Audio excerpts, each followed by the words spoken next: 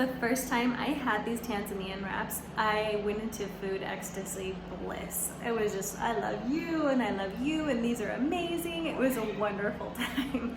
I love these. I love the oiliness, but not too oily. I love the seasoning. I love all the vegetables, and I love how the chapatis kind of pull it all together. I have to share this story because it's so worth sharing. But Joy showed me how to make this recipe, my helper who I adore in my home, and she told me about how she spent all afternoon making these chapatis and getting the vegetables just right for her mother-in-law to make her a special dinner while she's back home in her hometown village. And they had all this food, and her mother ate so well, and then Joy said, okay, I'm gonna go take a rest. And her mother-in-law said, oh, but what about dinner? And Joyce is like, that was dinner. And she says, well, where was the ugali? And it made me think about how some people, if there's not bread on the table, we haven't eaten. If there's not meat on the table, we haven't eaten.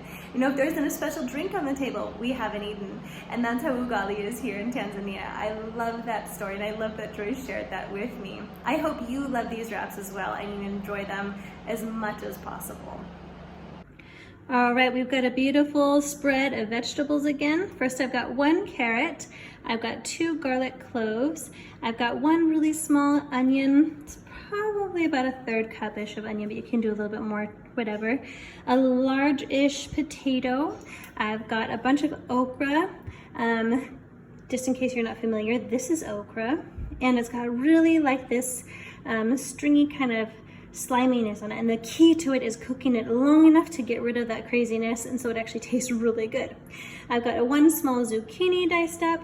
I've got an aubergine or an eggplant, and if you peel it and dice it up like this, and again cook it long enough, you won't have the squishy disgustiness that oftentimes is eggplant. This is the brilliance of Tanzanian cooking. And then 1 small yellow bell pepper. And we're gonna start off with the onions and the garlic and get them into our oiled up frying pan. Once the onion is fragrant, I'm throwing in my bell pepper as well. And I'm just gonna cook this up until it gets a little bit softer looking. And then I'm gonna move on to basically throwing in almost everything else. Edit alert, I'm told you must put in the spices and the onions and garlic for maximum flavor.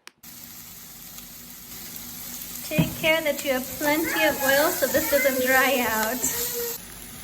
As you can see, the potatoes are starting to get a darker color than when they're really nice and opaque before. And you may notice the last thing I'm putting in is my zucchini, because it'll start to fall apart too much if I do it too quickly.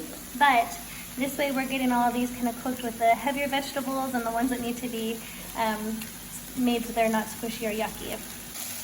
You can see I've got a few patches there where I'm getting little brown bits, so we're adding a little bit more oil again. All right, now is about the time to put in the spices. We have about a teaspoon of some coriander. We have about half a teaspoon of some cumin. We have about a teaspoon of some turmeric. And then we're going to use some salt to make sure that we get everything just right. And again, this is to taste, but start with about a teaspoon. Okay, and get some black pepper in to taste as well. You can see our color is getting nice and beautiful from that turmeric, and everything's smelling really good. All right, and now you can take fresh cilantro and chop it up and put it on top. You don't have to, but it sure is pretty.